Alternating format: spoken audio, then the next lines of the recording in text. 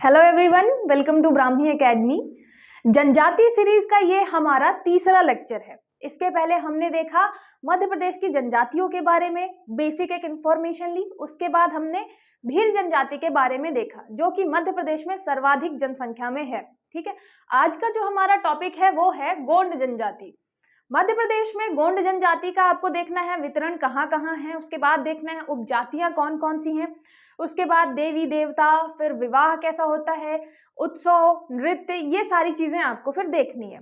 ठीक है, तो सबसे पहले तो ये देखिए कि गोंड जनजाति का जो एरिया है वो कहाँ पे है। तो गोंड जनजाति का एरिया जो है वो माना जाता है, ये आपकी यहाँ से अमरकंटक से निकल रही है नर्मदा नदी और ऐसे बहते हुए जा रही है। तो नर्मदा नदी के दोनों ओर, मतलब जो आपकी नर्मदा नदी है, आपको पता है विंध्याचल और सतपुड़ा, इन दोनों के बीच क्या है, बहती है ना, रिफ्ट वैली में, भ्रंश घाटी में। तो विंध्याचल और यहाँ पे विंध्याचल पर्वत श्रेणी जो आपकी हो गई, और नीचे सतपुड़ा पर्वत श्रेणी जो है, यहाँ पे इन दोनों जगह पे पर्वतों पे आपकी गोंड जनजाति मैक्सिमम पाई जाती है। ठीक है, और ये आपको याद रखना है कि ये नर्मदा नदी के दोनों ओर है ना, विंध्याचल वाले इलाके में भी है, सतपुड़ा वाले इलाके में है।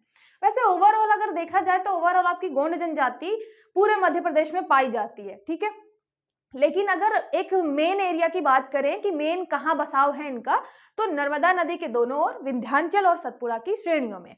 ठीक है, फिर बात करते हैं कि जनसंख्या के हिसाब से अगर हम बात करें मध्य प्रदेश में, तो मध्य प्रदेश में जनसंख्या के हिसाब से गोंड का सेकंड नंबर आता है। पहले आपकी भील होती है, सेकंड नंबर पे गोंड आती है।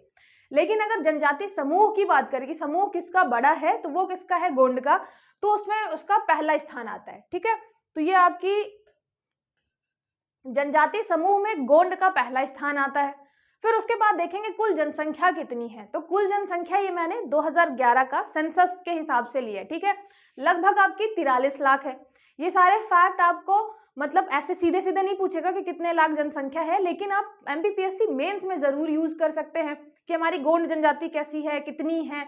ठीक है, उसके बारे में अगर कुछ लिखने के लिए आता है तो, क्योंकि आपको पता है कला और संस्कृति से रिलेटेड आपके यहाँ चैप्टर में लिखा हुआ है प्रीलिम्स में, मेंस में। और फिर देखेंगे विस्तार कहाँ कहाँ है। तो विस्तार मैंने आपको बता दिया, नर्मदा नदी के दोनों ओर विंध्याचल और सतपुड़ा की पहाड़ियों पर विस्तार है किसका, गोंड जनजाति का। ठीक है, इसके अलावा आपका जो अभी असिस्टेंट प्रोफेसर वाला एग्जाम है, उसमें भी आप देखेंगे कि सेम आपको बेसिक चीजें याद करके चलनी है।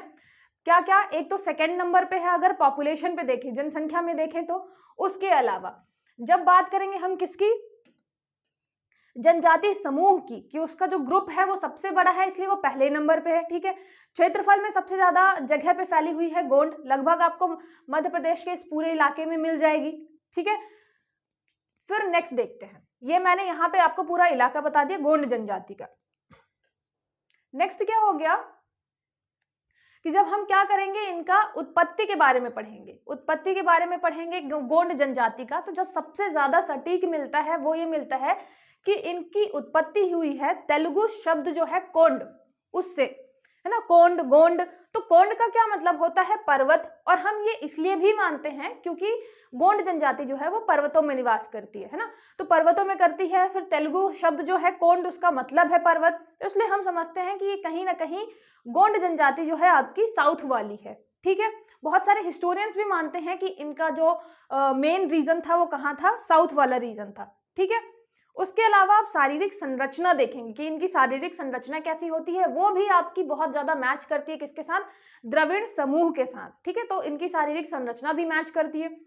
उसके अलावा भाषाई आधार पर अगर आप जाएंगे तो ये सारी चीजें मैं क्या बता रही हूँ कि कैसे जो आपके गोंड हैं वो कनेक्टेड हैं द्रविड़ समूह से या दक्षिण भारत से। ठीक है, तो भाषाई आधार पर देखेंगे तो ये द्रविड़ भाषा के निकट है। जो आपकी गोंड वाली लैंग्वेज है, गोंडी लैंग्वेज है, वो द्रविड़ भाषा के काफी निकट है, इसलिए भी उसको क्या बोलते हैं कि मतलब गोंड जो होंगे वो साउथ इंडियन होंगे। ठीक है, मतलब उनकी उत्पत्ति कहीं ना कहीं साउथ में हुई होगी, दक्षिण भारत में।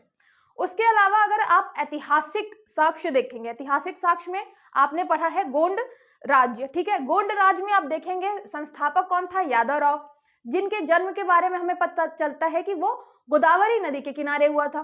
ठीक है, तो यादव राव संबंधित हो गए आपके साउथ से, ठीक है। उसके अलावा देखेंगे संग्राम शाह, जो आपके सबसे पहले प्रमुख शासक माने जाते हैं गोंड वंश के, संग्राम शाह। संग्राम शाह ने जो सिक्के जारी किए थे अपने यहाँ के, ठीक है, उसमें तेलुगु लिपि का अंकन किया था, जिससे ये पता चलता है कि कहीं ना कहीं आपके मतलब संग्राम शाह के टाइम पे गोंड शासक जो थे उनका कनेक्शन था आपके साउथ इंडिया से, द्रविड़ जो लोग थे उस टाइम पे उनसे, ठीक है, द्रविड़ियन समूह से। तो इसलिए ये सारे साक्ष्य जो हैं वो हम क्या इंडिकेट करते हैं कि जो आपका गोंड है वो कहीं ना कहीं कनेक्टेड है, संबंधित है आपके द्रविड़ समूह से, ठीक है। भाषाई आधार पर, ऐतिहासिक आधार पर, ऐतिहासिक साक्ष्य भी मिलते हैं, शारीरिक संरचना भी थोड़ी थोड़ी मैच करती है, और जो तेलुगु शब्द है कोंड उससे भी पता चलता है, ठीक है। क्वेश्चन कैसे बन सकते हैं इसमें, यही पूछेगा कि किस शब्द से है, मतलब चांसेस तो कम है कैसे पूछे कि तेलुगु से है कि तमिल से है, लेकिन ये ध्यान रखिएगा हम बात कर रहे हैं कि ये इसका कनेक्शन किससे है, द्रविड़ से ज्यादा है गोंड का, ठीक है। उसके अलावा आपको ये पूछ सकता है कि भाषाई आधार पर, मतलब जो आपकी गोंड लैंग्वेज है, गोंडी लैंग्वेज, वो उस किससे से ज्यादा मैच करती है ना, तो अपने द्रविड़ भाषा जो है ना उनसे ज्यादा मैच करती है। फिर ऐतिहासिक साक्ष्य में ये जब पढ़ते हैं तो हम संग्राम शाह के बारे में जब पढ़ते हैं तो ये हम देखते हैं कि उनके सिक्कों में तेलुगु का अंकन था, तो ये आपका अलग क्वेश्चन बन सकता है, ठीक है। सारी चीजें किससे रिलेटेड है, ये रिलेटेड है आपके गोंड जनजाति की उत्पत्ति से, ठीक है। फिर नेक्स्ट क्वेश्चन आता है शारीरिक बनावट। वैसे तो शारीरिक बनावट इनकी प्रोटो एस्ट्रोलॉइड प्रजाति की है, ठीक है, लेकिन जो आपके रिजले हैं, रिजले आपके जो है उन्होंने बोला है कि ये द्रविड़ प्रजाति से संबंधित है, ठीक है। तो वैसे प्रोटो एस्ट्रोलॉइड जो है काफी पुरानी जनजाति समूह है, और उसके अलावा इनका जो मैच करता है गोंड का वो किससे करता है, द्रविड़ समूह से करता है, मतलब कुछ इतिहासकार तो मानते हैं, जैसे रिजले हो गया, है ना। इससे क्या होता है, इससे अल्टीमेटली ये पता चलता है कि जो गोंड है वो पूरे भारतीय उप समूह की सबसे पुरानी जनजातियों में से एक है ना। ये पूरा जो जनजाति समूह है वो भारतीय उपमहाद्वीप का सबसे पुरानी जो जनजातियां हैं उनमें से एक है, ठीक है। तो गोंड आज की नहीं है, बहुत टाइम पहले से है ये, ठीक है। जैसे हमने भील के बारे में भी पढ़ा अभी कि वैदिक ग्रंथों में भी पता चलता है उसके बारे में, रामायण में पता चलता है, महाभारत में पता चलता है ना। एकलव्य को मानते थे कि भील जनजाति के हैं। तो ऐसे ही इनका जो समूह है वो इतना ज्यादा पुराना है, प्रोटो एस्ट्रोलॉइड से मैच करते हैं। उसके अलावा कुछ हिस्टोरियंस मानते हैं द्रविड़ समूह से संबंधित है। तो इसके कारण ये मानते हैं कि प्राचीनतम जनजाति समूह है ये भारत के उपमहाद्वीप का, ठीक है। और भारत में देखें तो सबसे ज्यादा गोंड जनजाति पाई जाती है ना। मध्य प्रदेश में जरूर ये सेकेंड नंबर पे है, लेकिन अगर पूरे इंडिया की बात करें तो पूरे भारत में सबसे बड़ी जनसंख्या जिसकी है वो आपकी गोंड जनजाति है, ठीक है। तो ये भी याद रखिएगा। फिर हम बात करते हैं, ये आपकी शारीरिक बनावट की बात हो गई। फिर बात करेंगे हम किसकी, यहाँ पे बात करेंगे उपजातियों की। उपजातियां कौन कौन सी है, यहाँ से आपके डायरेक्ट क्वेश्चन बनते हैं एमपीपीएससी में, सिविल सर्विसेज में भी, और आपके असिस्टेंट प्रोफेसर वाले में भी, ठीक है। यहाँ पे उपजातियां हम अलग अलग आधार पर बांट के रखते हैं। सबसे पहला तो है व्यवसाय के आधार पर, काम क्या करते हैं उसके हिसाब से अलग अलग नाम दिए होते हैं। जैसे कि सबसे पहले हो गया अगरिया। अगरिया किस भगवान की पूजा करते हैं, ये क्वेश्चन आ चुका है एमपीपीएससी में, है ना। अगरिया लोहे का सामान बनाते हैं, लोहे का काम करते हैं। वैसे भी आग में हम लोहे की भट्टी वगैरह बनाते हैं ना, तो आग लोहा कहीं ना कहीं संबंधित है। और सीधी बात है, लोहा बना रहे हैं तो जो मतलब इनके भगवान होंगे वो उसी से संबंधित होंगे। तो अगरिया जनजाति हम जब पढ़ेंगे, ये आपका मतलब पूछ चुका है अगरिया जनजाति क्या काम करती है, लोहे का। तो किससे संबंधित हो गई, ये गोंड जनजाति से, ये भी याद रखिएगा। अगरिया लोहा तो याद रहेगा कि लोहे को हम आग में मतलब बना रहे हैं, पीट रहे हैं, लेकिन ये नहीं याद रहता कि अगरिया गोंड से संबंधित है। तो ये जरूर याद रखिएगा, अगरिया आग वाला काम गोंड से संबंधित है। फिर उसके बाद आता है प्रधान। प्रधान आपको कहीं कहीं प्रधान भी मिलेगा, है ना। तो प्रधान जो है वो पूजा पाठ से संबंधित है, पुजारी टाइप के हैं, ठीक है। तो वैसे भी जो हमारे यहाँ प्रधान होते हैं, हम प्रधान किसको मानते हैं, पुजारी जी को मानते हैं, ठीक है। पुजारी जी हमारे यहाँ क्या होते हैं, प्रधान होते हैं। तो प्रधान हो गए पुजारी जी, आग का काम कर रहे हैं आपके गोंड, है ना, आग लोहे का काम कर रहे हैं आपके गोंड। ये भी याद रखिएगा कि सारे हम गोंड की उपजातियां पढ़ रहे हैं। फिर हो गया कोयला भूतिस। याद रखिएगा जो आपका कोयला भूतिस है, इसमें आपको सिर्फ भूतिस, भूतिस मतलब ये भूत से आप रिलेट कर सकते हैं। ये जो आपका भूत है वो क्या कर रहा है, नाचने गाने वाला। तो मतलब गोंड जनजाति में जो नाचने गाने वाले होते हैं उनको बोलते हैं कोयला भूतिस। वैसे बघेलखंड में जो ये कोयला वर्ड है ना, इसको कोल को बोलते हैं। जो आपका कोयला है उसको बोलते हैं। तो कोयला मतलब कोयला लगा के भूत की तरह बन के फिर क्या कर रहे हैं, नाच गा रहे हैं। तो ये नाच गाने वाले हो गए आपके कोयला भूतिस, किससे रिलेटेड है, गोंड जनजाति से। फिर हो गया ओझा। ओझा तो मुझे नहीं लगता कुछ बताने की जरूरत है, ओझा हमेशा तांत्रिक तंत्र मंत्र झाड़ फूक वाला काम करते हैं, ठीक है। तो गोंड जनजाति में भी आपका ओझा जो है वो तांत्रिक काम कर रहा है, झाड़ फूक वाला। फिर हो गया 16 हंस। इसको कैसे याद कर सकते हैं कि जो 16 साल का है वो हंस हंस के किसका काम करता है, बढ़ई का काम करता है, मतलब लकड़ी का काम करता है, ठीक है। तो 16 साल का गोंड है वो हंस हंस के बढ़ई का काम कर रहा है, ठीक है। तो आप ऐसे रिलेट कर सकते हैं। एक दो बार जैसे ही आप ये स्टोरी बना लेंगे दिमाग में तो हो जाएगा। अगरिया, कोयला भूतिस, फिर आपका प्रधान, ओझा, तांत्रिक वांत्रिक है, तो ये तो आपको पता ही चल जाएगा। फिर आपका हो गया सब लास्ट में 16 हंस, बढ़ई का काम जो कर रहे हैं, ठीक है। तो 16 साल में हंस हंस के बढ़ई का काम कर रहा है, ये आपका हो गया। फिर नेक्स्ट जो है, नेक्स्ट आपके आर्थिक स्थिति के आधार पे है या निवास स्थान के आधार पे है। आर्थिक स्थिति मतलब इसमें सिर्फ 2 टाइप ही है। एक तो आपका हो गया राजगोंड। राजगोंड समझ में आ रहा है, राजाओं की तरह जिएंगे ये, है ना, राजगोंड। तो राजगोंड जो होते हैं वो भूस्वामी होते हैं, जमींदार टाइप के होते हैं, कुछ उनके पास जमीन वगैरह होती है ये जनजातियां। उसमें से भी जनजाति से भी राजगोंड जो है उनके पास कुछ जमीन वगैरह है, जमींदार है, इसलिए हम उनको राजा की पदवी दे रहे हैं, ठीक है, राजगोंड बोल रहे हैं। फिर एक होते हैं धुरगोंड। धुरगोंड जो है वो आपका सामान्य वर्ग है, ठीक है। तो सामान्य वर्ग है। इसके अलावा निवास स्थान के भी परिप्रेक्ष्य में हम ये डिवीजन देखते हैं। निवास स्थान मतलब सागर, नर्मदापुरम, दमोह, यहाँ पे इस इलाके में स्थित है आपकी राजगोंड। उसके अलावा मैक्सिमम धुरगोंड आपको कहाँ मिलेगी, छत्तीसगढ़ में मिलेगी। इंडिया में आपके एमपी में बहुत ही कम है, ठीक है। तो ये भी याद रखिएगा कि राजगोंड जो है, राज हम कहाँ कर रहे हैं, सागर, नर्मदापुरम, दमोह वाले इलाके में, ठीक है।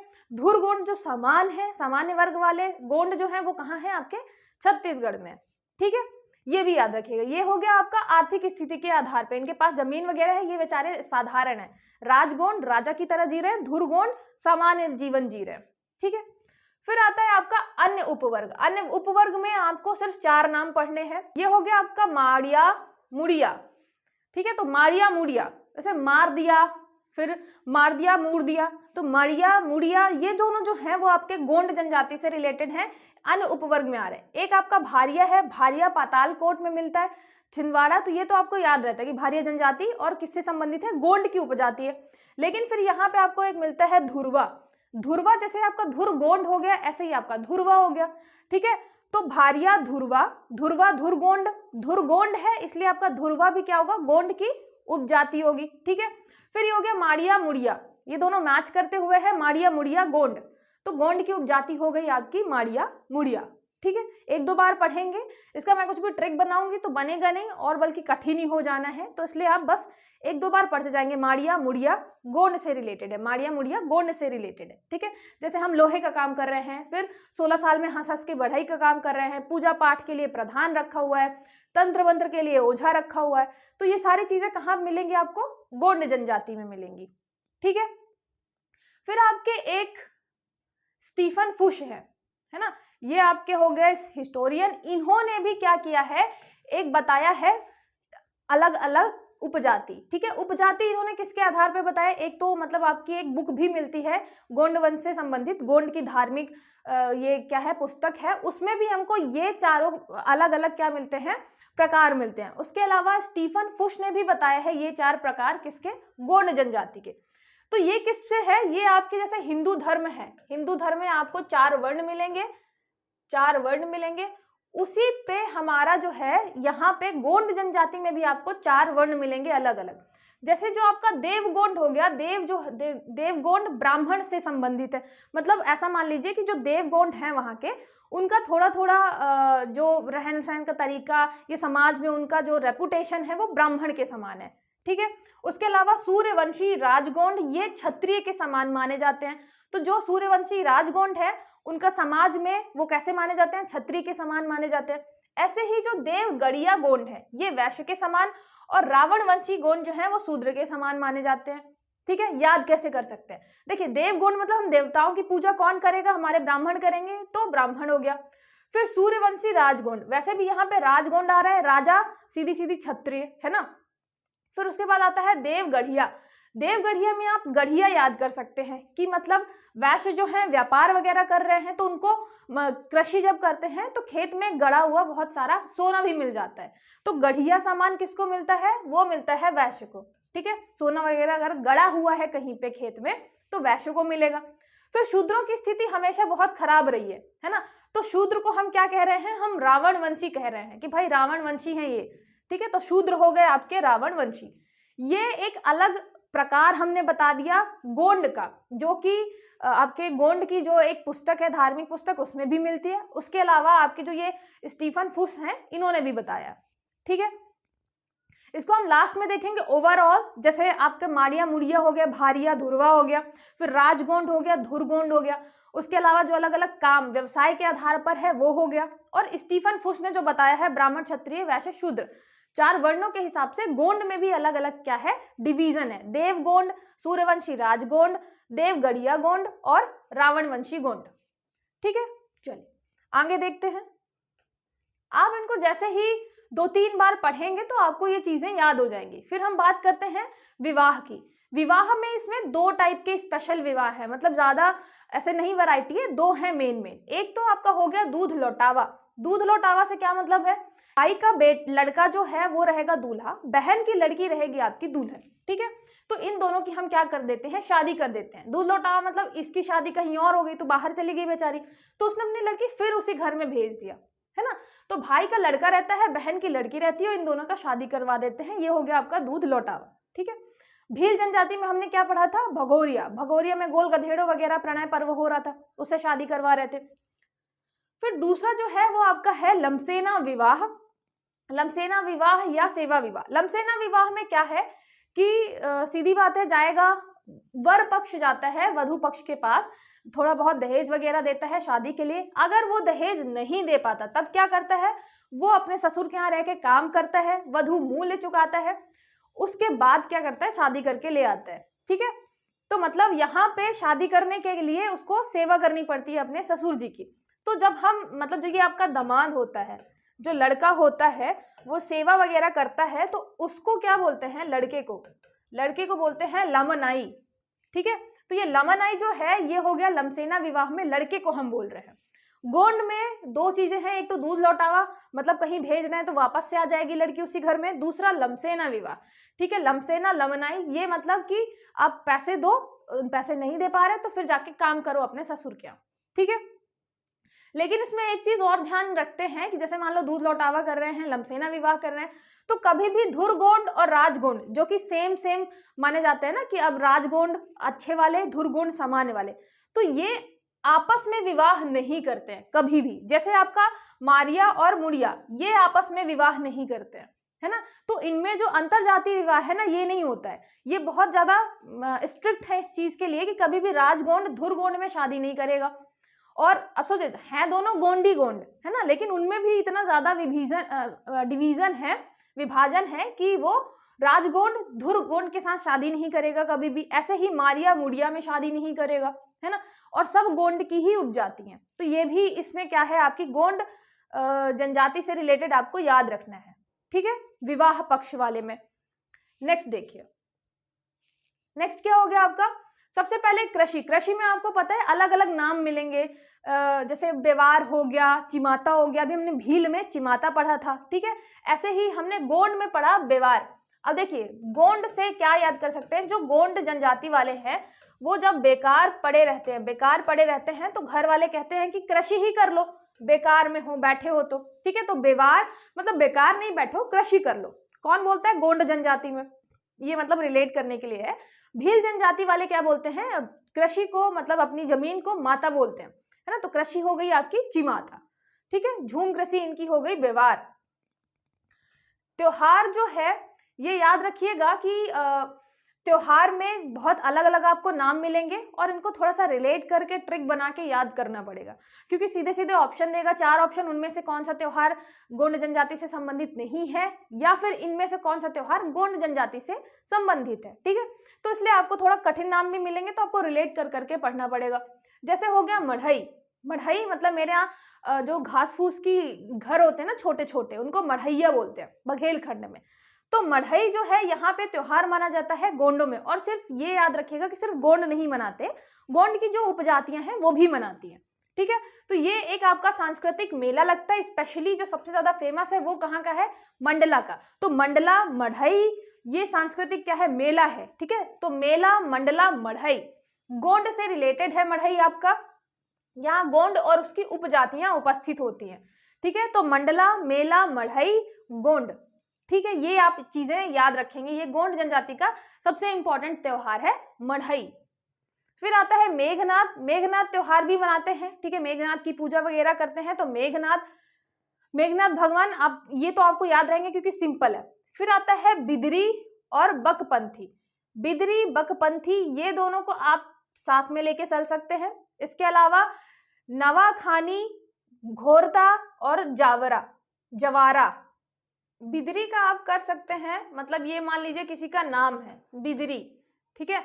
बकपंथी का आप बकवास कर सकते हैं, बकवास, ठीक है, बकपंथी का हो गया बकवास। नवाखानी, खानी का आप खाना ले लीजिए, घोरता का आप घोर ले लीजिए, ठीक है, घोर, और जावरा का ले लीजिए ज्वार, ठीक है। बनाएंगे कैसे, जो आपकी ये बिदरी है, बिदरी को ज्वार का खाना घोर बकवास लगता है, ठीक है। आपकी जो बिदरी है, बिदरी को ज्वार का खाना, ज्वार से बना कोई भी खाना हो वो घोर बकवास लगता है, घोर बकवास लगता है, ठीक है, घोर बकवास लगता है।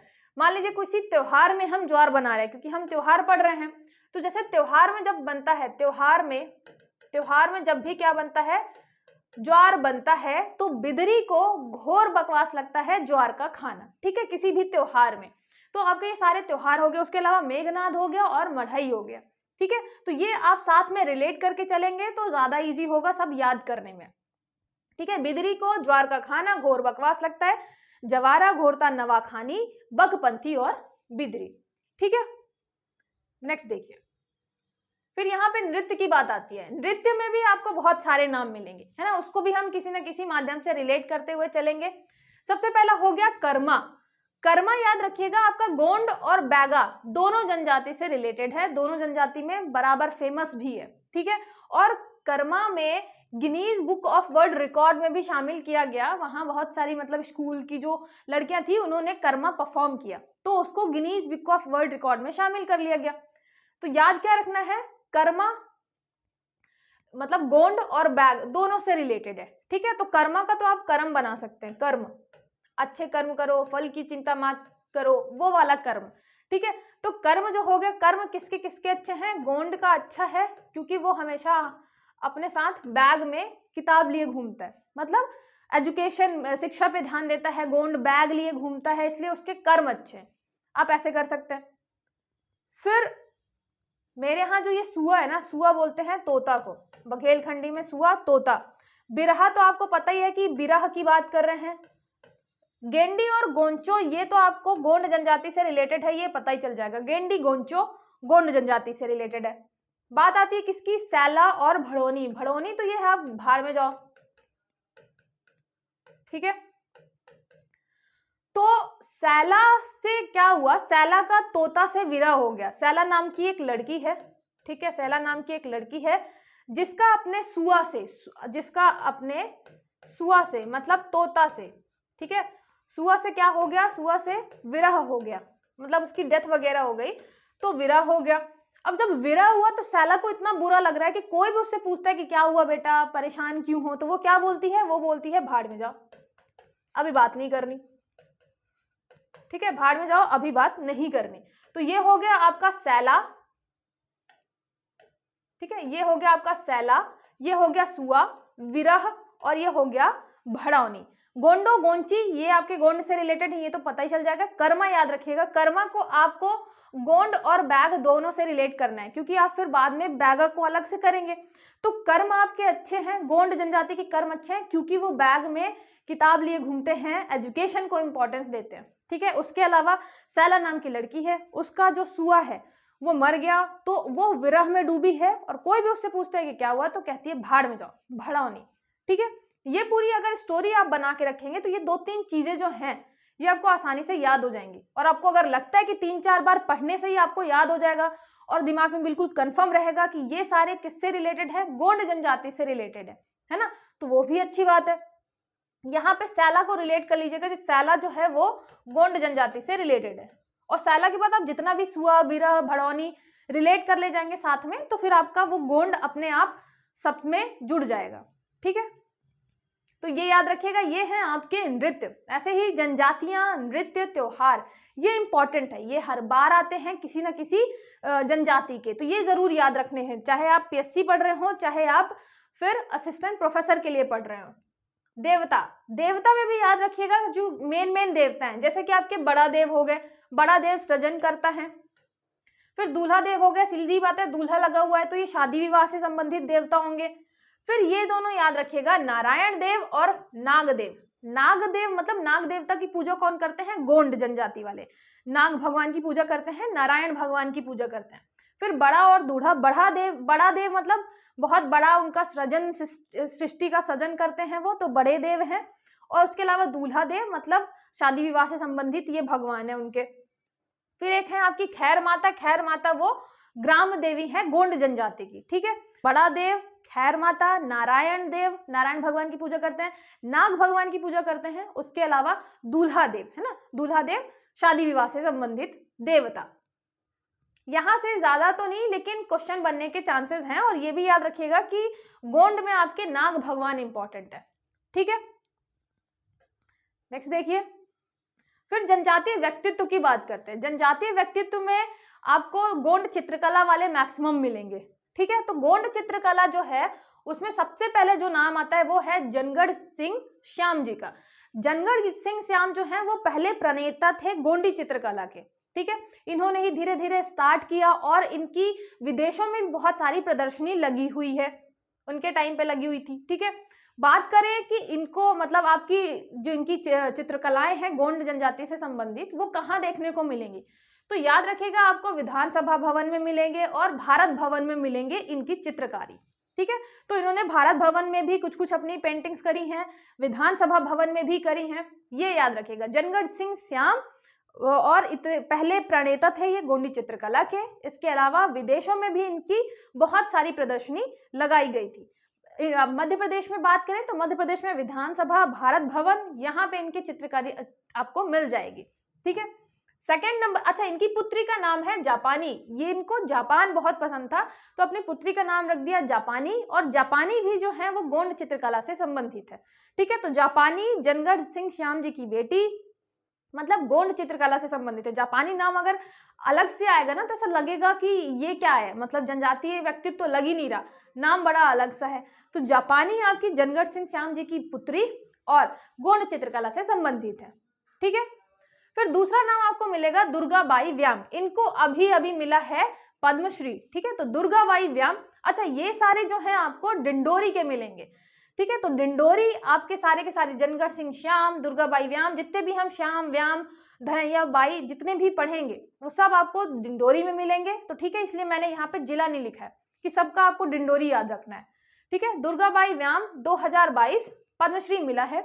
इनको गोंड चित्रकला के डिगना कला के लिए मतलब जाना जाता है। ठीक है, तो गोंड चित्रकारी में भी डिगना कला, ऊपर से ये प्रधान समुदाय की है ना। तो अब मैंने आपको बताया प्रधान, प्रधान, तो गोंड चित्रकला गोंड मतलब जनजाति में भी जो आपका उपजाति है प्रधान, उससे संबंधित है आपकी दुर्गाबाई व्याम जी। ठीक है, तो फिर एक हो गए आपके श्याम, जनगढ़ सिंह श्याम, दूसरी हो गई व्याम, दुर्गाबाई व्याम। ठीक है, ये वर्ड याद रखिएगा श्याम और व्याम, क्योंकि जैसे ही जितने भी आपको ये वर्ड मिलते हैं श्याम और व्याम लास्ट में लगा हुआ, वो सारे के सारे किससे रिलेटेड है, गोंड चित्रकला से रिलेटेड है ना। मतलब आपको ऐसे नाम पूछते हैं ना, धनैया बाई किससे रिलेटेड है, दुर्गाबाई व्याम किससे संबंधित है, बैगा चित्रकला, गोंड चित्रकला, तो राई नृत्य। तो याद रखिएगा ये आपके श्याम व्याम वाले जो होंगे, मैक्सिमम बता रही हूँ, ऐसा नहीं है कि हर जगह लागू होगा, मैक्सिमम आपके गोंड चित्रकला से संबंधित होंगे। ठीक है, फिर आता है भज्जू भाई श्याम। भज्जू भाई श्याम जो है, मतलब ये क्वेश्चन तो पूछा भी जा चुका है आपका दुर्गाबाई व्याम वाला। भज्जू भाई श्याम किससे रिलेटेड है, ये भी प्रधान समुदाय के हैं, गोंडी चित्रकला, और इनको बहुत पहले 2018 में पद्मश्री मिल गया था। ठीक है, तो ये सब आपके है कहाँ के, डिंडोरी के हैं। भज्जूभाई श्याम, मैंने बताया ना श्याम और अगर आता है व्याम, ये दोनों याद रखिएगा।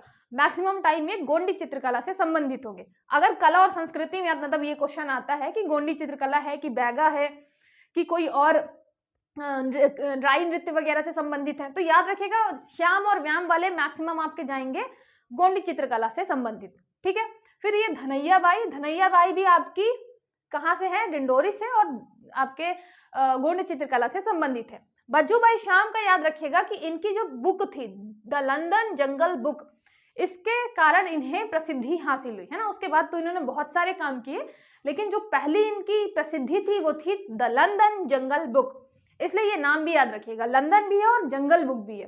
ठीक है, 2018 में पद्मश्री मिला और प्रधान समुदाय से संबंधित है गोंडी चित्रकला, डिंडोरी जिला। ठीक है, तो ये हो गए आपके फेमस जनजातीय व्यक्तित्व जो कि गोंड चित्रकला से संबंधित हैं। ये भी याद रखिएगा कि मतलब अभी बहुत सारे नाम आपको मिल सकते हैं, इनके अलावा भी ये मेन हैं जो मैंने लिए हैं। ठीक है, तो इसलिए मैंने बताया कि श्याम और व्याम अगर आता है तो ये तो गोंडी चित्रकला से ही संबंधित है। उसके अलावा भी आपको बहुत सारे नाम मिलेंगे जो कि इतने ज्यादा इंपॉर्टेंट नहीं है। फिर ऐसे तो 10-15 नाम आपको जनजातीय व्यक्तित्व के ही मिल जाएंगे जो गोंडी चित्रकला इस टाइम पे कर रहे हैं। फिर बात आती है किसकी, गोंड रियासत की। आपके जैसे मैंने जनजातीय व्यक्तित्व बताया वो भी आपके यूनिट फर्स्ट में मिलेगा, है ना, एमपीपीएससी प्रीलिम्स में। उसके अलावा कला संस्कृति वाले पोर्शन में पूरा जनजाति मिल जाएगा। स्वतंत्रता संग्राम वाले में जो मतलब गोंड जनजाति से रिलेटेड चीजें हैं वो मिल जाएंगी। इसके अलावा जो राजवंश वाला पोर्शन है वहां पे गोंड जनजाति से रिलेटेड मिलेगा। तो गोंड जो आपका रियासत था वहां पे हम मेन चीजें देखेंगे। गोंड रियासत ओवरऑल तो हम पूरी डिटेल में पढ़ेंगे ही, अभी हमको क्या क्या पढ़ना है, मेन चीजें, जैसे कि संस्थापक थे आपके यादव राव। ठीक है, फिर पहले जो प्रमुख शासक थे वो थे आपके संग्राम सिंह। इनको मतलब बामनगढ़ जो है इनके अंडर में थे, इसलिए बामन गढ़ाधिपति कहते थे। ठीक है, तो ये सारी चीजें आपके संग्राम सिंह से रिलेटेड है। फिर जो मेन इंपॉर्टेंट आती है संग्राम सिंह के बाद वो है हमारी रानी दुर्गावती जी। अगर ये क्वेश्चन पूछे कि रानी दुर्गावती जी 1857 की क्रांति में अंग्रेजों के विरुद्ध लड़ रही थी, तो ये बिल्कुल गलत है। ठीक है, रानी दुर्गावती जी थी हमारे अकबर के टाइम पे, बाज बहादुर को हराया था अकबर के टाइम पे। असफ खां से ये 1564 में मतलब इनकी वीर गति इनको प्राप्त हुई थी युद्ध में। ठीक है, तो याद रखिएगा आसफ खां जो कि किसका सेनापति था, अकबर की तरफ से लड़ रहा था, अकबर की तरफ से। तो रानी दुर्गावती रिलेटेड है अकबर के टाइम पे। फिर 1857 की क्रांति पे आपको दो नाम मिलेंगे, एक तो मिलेगा शंकर शाह और उनके पुत्र रघुनाथ शाह। ये आपके गढ़मंडला वाले इलाके से लड़ रहे थे। ठीक है, फिर जबलपुर में इनको तोप के सामने बांध के अंग्रेजों ने उड़ा दिया था 1857 की क्रांति के टाइम पे। तो ये भी आपके दो क्या थे, गोंड राजा थे, शंकर शाह और रघुनाथ शाह, जो 1857 की क्रांति में अंग्रेजों के विरुद्ध लड़ रहे थे। ठीक है, फिर अंतिम जो रानी आपकी नाम आता है वो आता है कमलापति जी का। ठीक है, तो ये भी याद रखिएगा, अभी स्टेशन भी हमने रानी कमलापति जी के नाम पे रखा है। ठीक है, तो ये चीजें जो है ये बस मेन है ना, संग्राम शाह, रानी दुर्गावती, फिर आपके शंकर शाह, रघुनाथ शाह और कमलापति जी। उसके अलावा आप देखेंगे कि अभी डिटेलिंग जब जाएंगे तो हम जब रियासतें पढ़ेंगे उसमें हम डिटेलिंग कर लेंगे। ठीक है, अभी क्योंकि हम जनजाति कर रहे हैं तो ज्यादा फोकस हमारा जनजातियों पे रहना चाहिए। फिर कुछ विशेष फैक्ट हो गए, जैसे कि सबसे पूजनीय वृक्ष कौन सा है, तो पीपल है। ये आपके ऐसे फैक्ट है कि पूछे भी जा सकते हैं, कभी रैंडम सवाल बनाना हुआ तो पूजनीय वृक्ष ही पूछ लिया गोंड जनजाति का, तो पीपल पूछते हैं गोंड वाले। ठीक है, लेकिन अगर महत्वपूर्ण वृक्ष की बात की जाए तो यह है महुआ। महुआ क्योंकि महुए का मतलब मादक पेय पदार्थ बनाते हैं और पीते हैं, तो महुआ इंपॉर्टेंट है इनके लिए। जैसे कि भील में हमने पढ़ा था ताड़ी, तो ताड़ी का वृक्ष उनके लिए इंपॉर्टेंट था क्योंकि वो ताड़ी पीते थे। ठीक है, फिर याद रखिएगा एक शब्द है खाहुल पाटा। ठीक है, खाहुल पाटा ये अंतिम संस्कार गीत है, जब अंतिम संस्कार के लिए ले जा रहे होते हैं तो ये गीत होता है खाहुल पाटा। मतलब अब क्या करने हैं, हम पाटने जा रहे हैं, है ना, दफनाने जा रहे हैं या जलाने जा रहे हैं, तो खाहुल पाटा रिलेटेड किससे है, अंतिम संस्कार से, गोंड जनजाति से। ठीक है, फिर हो गया घोटुल प्रथा। घोटुल प्रथा जो है ये भी आपकी मतलब शादी से संबंधित प्रथा है, ये मुड़िया जनजाति में होती है। मुड़िया जनजाति आपकी गोंड जनजाति की उपजाति, तो मुड़िया और यहाँ पे हो गया घोटुल। ठीक है, तो मुड़िया जनजाति, घोटुल प्रथा। अब चाहे तो यहाँ पे देखिए बघेलखंड के वर्ड में जैसे घोटुल है तो घोट दिया, तो मतलब ऐसा होता है ना, बाल घोड़ दिया मतलब सर उसका बिल्कुल टकला कर दिया। और यहाँ पे मुड़िया मतलब भी होता है कि मूड़ देना मतलब टकला कर देना। तो बघेलखंड में तो सीधे सीधे रिलेट हो जाता है मुड़िया और घोटुल। लेकिन और दूसरे आपके जो मतलब दूसरे दूसरे जिले वाले लोग हैं, उन्हें नहीं पता कि ये कैसे वो रिलेट होगा कि नहीं होगा। ठीक है, तो ये मुड़िया हो गया, घोटुल हो गया, इसलिए आप अपने तरीके से इसको याद कर लें। फिर जो महिलाएं होती हैं वो गहना प्रिय होती हैं, सीधी बात है, इसके लिए तो कोई नई बात है नहीं। महिलाएं जो हैं, स्त्री गोंड जनजाति की, गहना प्रिय हैं। उसके अलावा गुदना प्रिय हैं, मतलब उनको टैटू बनवाना भी अच्छा लगता है, तो गुदना प्रिय हैं और आपके गहना प्रिय हैं। ठीक है, फिर इनकी जो जाति पंचायत होती है वो कहलाती है मुकद्दम, मुकद्दम या गोटिया। वो जो एक डायलॉग नहीं है, तुम्हारी आंखें निकाल कर गोटियां खेलेंगे, है ना, तो यही बस यही है इनकी जाति पंचायत में। कोई भी ज्यादा अगर यहाँ वहां की बातें करता है तो सीधे यही डायलॉग मारते हैं, मुखिया जी तू आंखें निकाल के गोटियां खेलेंगे। तो गोटियां रिलेटेड है गोंड जनजाति की पंचायत से। ठीक है, इसके अलावा एक आपको मुकद्दम नाम भी मिलेगा। तो ये सारी चीजें आपको आई होप समझ में आ गई होंगी। एक बार हम सारा का सारा कर लेते हैं रिवीजन कि हमने गोंड जनजाति से रिलेटेड क्या क्या पढ़ा। सबसे पहले तो ये कि इनकी उत्पत्ति का हम मानते हैं द्रविड़, द्रविड़ से कहीं ना कहीं इनका कनेक्शन है, टच है। ठीक है, तो द्रविड़ इनका द्रविड़ से कनेक्शन है, मतलब साउथ इंडिया से कुछ ना कुछ कनेक्शन है। फिर हमने क्या देखा, उपजाति देखी हमने, जैसे हो गया आपका अगरिया, अगरिया इन्हीं की है, प्रधान इन्हीं से संबंधित है। ठीक है, फिर उसके अलावा मैंने बताया आपको 16 हंस, 16 साल में हंस हंस के क्या कर रहे हैं, बढ़ाई का काम कर रहे हैं। ठीक है, एक है कोयला भूतिस, कोयला भूतिस। ठीक है, भूत बने क्या कर रहे हैं, नाच गाना कर रहे हैं। प्रधान जो आपका पूजा पाठ कर रहे थे, ओझा तंत्र मंत्र कर रहे हैं। फिर एक आपको मिलेगा राजगोंड और धुरगोंड, राजगोंड और धुरगोंड, ये आपस में शादी नहीं करते हैं, धुरगोंड। ठीक है, विवाह के लिए दूध लौटावा है, लमसेना विवाह है। फिर एक मैंने बताया था कि उससे रिलेटेड आपके जैसे वर्ण व्यवस्था है हिंदू धर्म में, वैसे ही अब इनकी जनजातियों में भी है। एक तो देव वाला हो गया, है ना, एक सूर्यवंशी हो गया, सूर्यवंशी जो थे राजगोंड, एक आपके हो गए गढ़िया। ठीक है, देव गढ़िया थे, और एक थे रावणवंशी, आपके रावणवंशी हो गए शूद्र से रिलेटेड। तो मतलब हमने जो कंपैरिजन किया था कि ये किस किस वर्ण से सिस्टम से रिलेटेड होंगे, वैसा कुछ। देव वाले आपके ब्राह्मण से, सूर्यवंशी आपके क्षत्रिय से, गढ़िया वैश्य से, और रावण वाले शूद्र से। ठीक है, ये इनकी हो गई क्या, उपजातियां अलग अलग। फिर हमने क्या पढ़ा था, हमने त्योहार पढ़े थे। त्योहार, त्योहार में जैसे हो गया मढ़ई, मढ़ई सबसे इंपॉर्टेंट था। मेघनाद था, मेघनाद मतलब ये ज्वार नहीं पसंद है, ज्वार का खाना बिल्कुल बकवास लगता है, घोर बकवास लगता है ना, घोर बकवास लगता है। तो ये सारी चीजें आपकी त्योहार से रिलेटेड हैं। अगर बात करें नृत्य की, तो नृत्य से तो एक हो गया आपका कर्मा। ठीक है, फिर जो हमारी सैला है, सैला डूबी हुई है सुआ के विरह में, विरह में, और उसको सब भड़ौनी, भड़ौनी सबको बोलती है भाड़ में जाओ। इसके अलावा भारिया जनजाति की भी आपको भड़म सैतम मिलेगा नृत्य। तो भारिया क्या है, गोंड की ही उपजाति है, लेकिन हम भारिया जब पढ़ेंगे तो भारिया में फिर हम देख लेंगे भड़म सैतम नृत्य, उसके कौन कौन से नृत्य हैं। ठीक है, देवता में मैंने आपको बताया जैसे बड़ा देव हो गया, ठीक है, दूल्हा देव हो गया, इसके अलावा नागदेव की पूजा करते हैं, ये भी याद रखिएगा। और क्या देखा हमने, फिर ऐतिहासिक परिप्रेक्ष्य में देखा संग्राम शाह, दुर्गावती, ठीक है, शंकर शाह, रघुनाथ शाह, कमलापति जी। और उसके अलावा क्या देखा, जो स्पेशल आपके फैक्ट हैं, जैसे खाहुल पाटा हो गया, वो आपके अंतिम संस्कार वाला गीत है। घोटुल प्रथा हो गया, घोट देते हैं मुड़िया को, है ना, मूड़ देते हैं, घोट देते हैं, मुड़िया जनजाति में घोटुल प्रथा हो गया, जो कि शादी वगैरह से रिलेटेड है, ये भी याद रखिएगा। तो ये सारी चीजें किससे संबंधित हो गई, आपकी गोंड जनजाति से।